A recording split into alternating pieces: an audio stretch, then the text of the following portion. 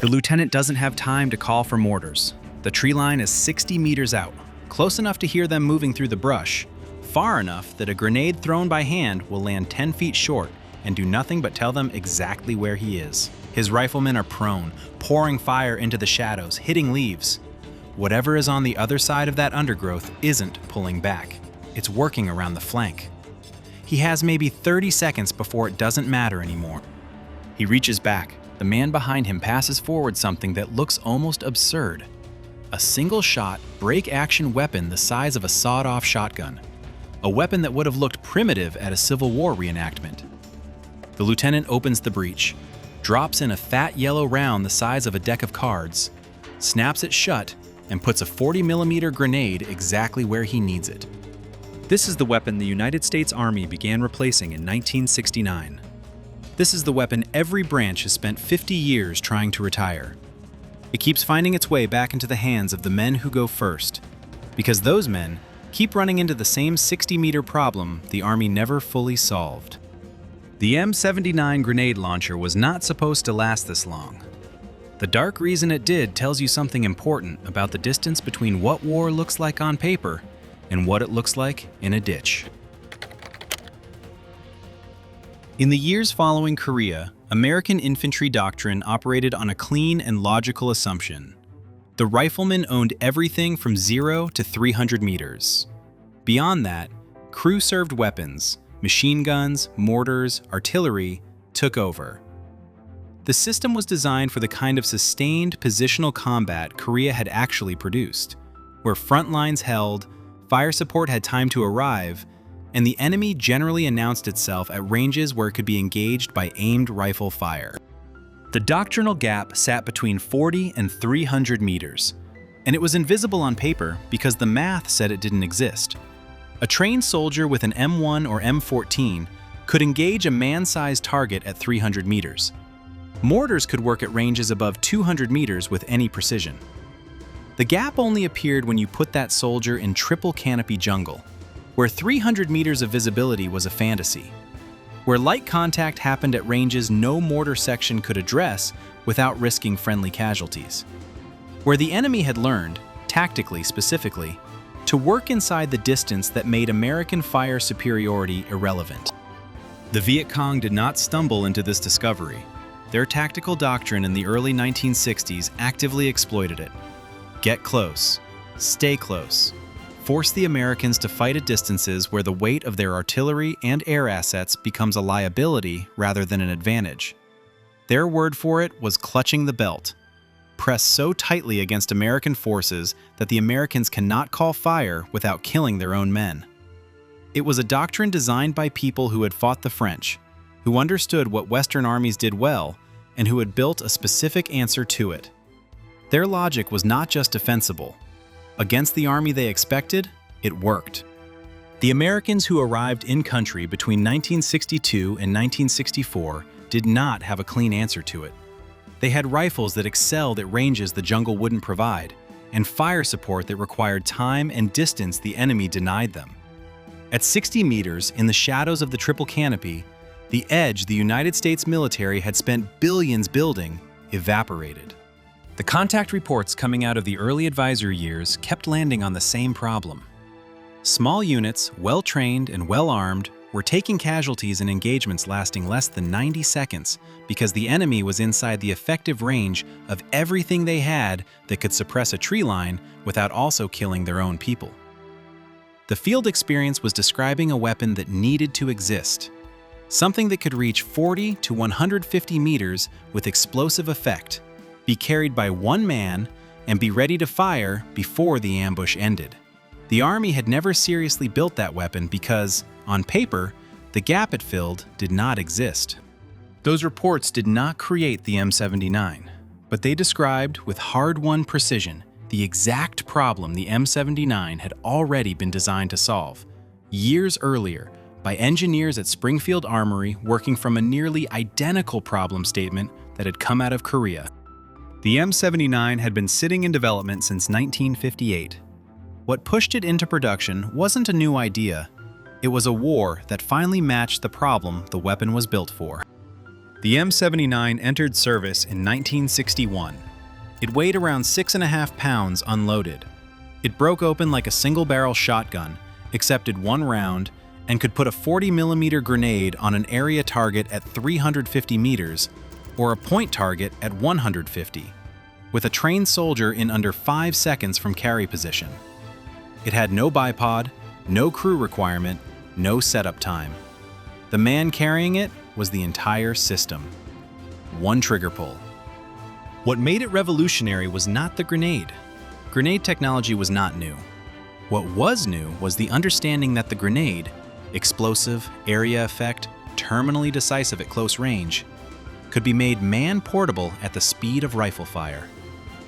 Every rifle platoon got one, then two, then sometimes four, because the men who'd used them in their first contact told their officers they needed more.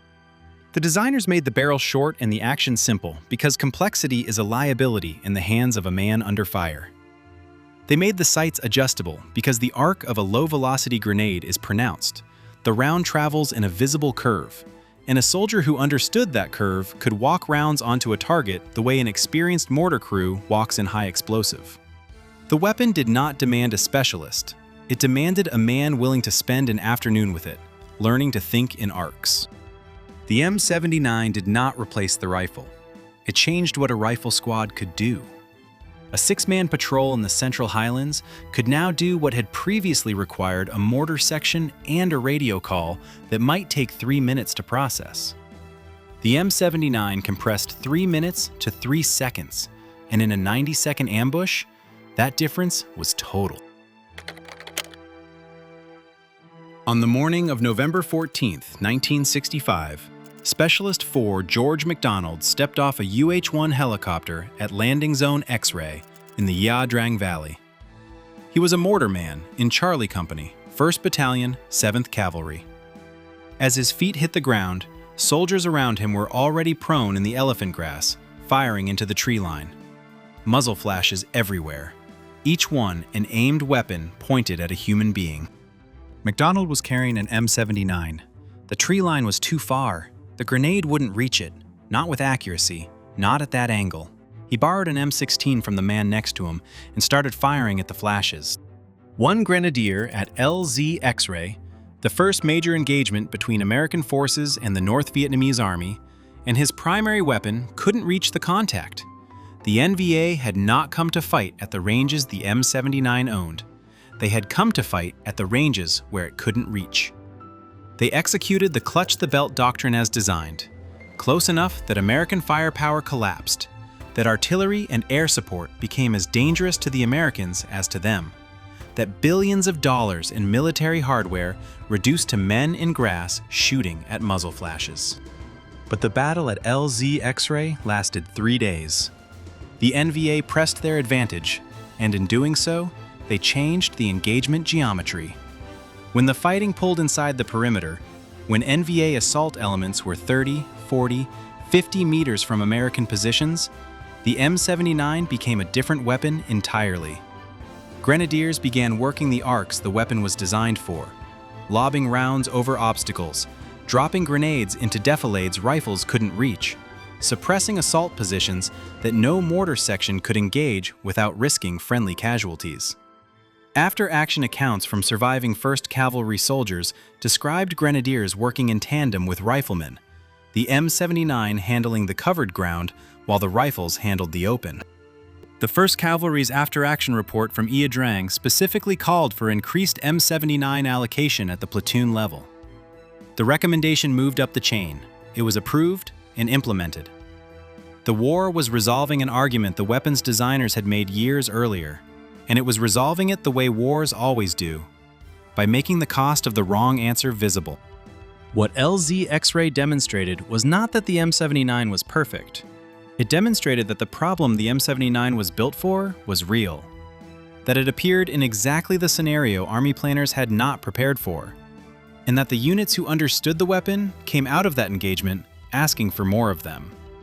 George McDonald borrowing a rifle because his M79 couldn't reach the tree line is the honest version of the story.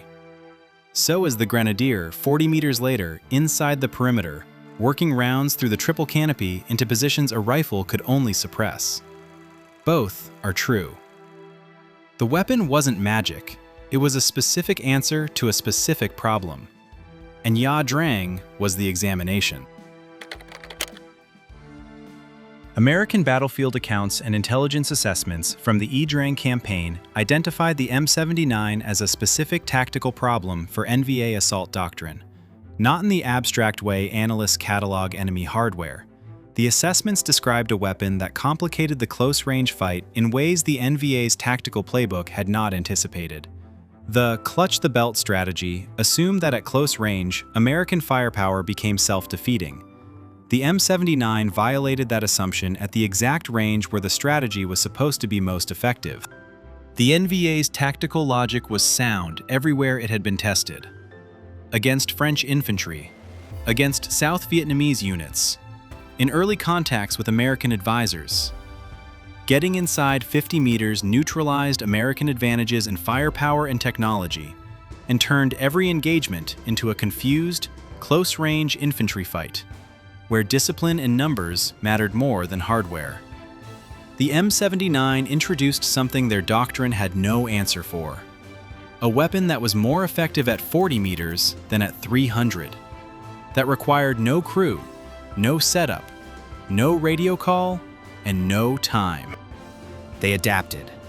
NVA units began rehearsing faster initial contact and faster withdrawal, trying to minimize the time any attacking element spent at ranges where the M79 was dominant. They began using terrain more aggressively to deny grenadiers the sight lines the weapon's arc required. These were intelligent adaptations. They acknowledged the problem rather than pretending it didn't exist. But adaptation is not the same as solution. The M79 stayed problematic for NVA units because its advantages were structural, not situational. You could train against it. You couldn't make the 40 to 150-meter gap disappear. The Army adopted the M203 in 1969, a 40mm grenade launcher designed to mount under the barrel of an M16, turning the grenadier back into a rifleman who could switch between roles. The M203 entered broad service in the early 1970s and had largely replaced the M79 by the end of the war. The logic was clean: one man, two weapons, no dedicated grenadier taking up a slot in a six-man patrol. Procurement loved it. Logistics loved it. The men who used both weapons in the field had a more complicated view. The M203 was accurate. It was convenient. But the M79's dedicated single-shot action and its longer barrel delivering better consistency at the outer edge of effective range, documented at 350 meters against 150 for the M203, meant a soldier thought about each round before firing it. The psychology of carrying a primary weapon that fires only grenades is different from carrying an attachment.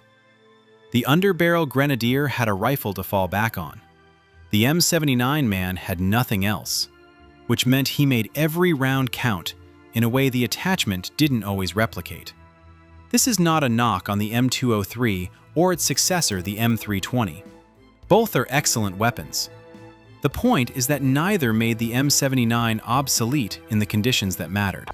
Special operations units kept M79s in their inventories after official retirement. SOG teams running cross-border operations into Laos and Cambodia continued to draw them. SEAL teams running riverine operations in the Delta preferred the M79's balance and action for certain mission profiles. Decades later, when American forces encountered Taliban and insurgent fighters in Afghan villages and urban environments where engagement ranges collapsed to the same 40 to 100-meter window the Viet Cong had exploited, M79s reappeared in theater. They were pulled from storage. They were sourced through allied nations.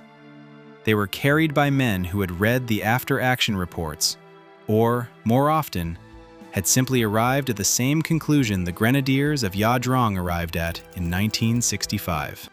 The M79 is still in service because the problem it was built to solve is still there.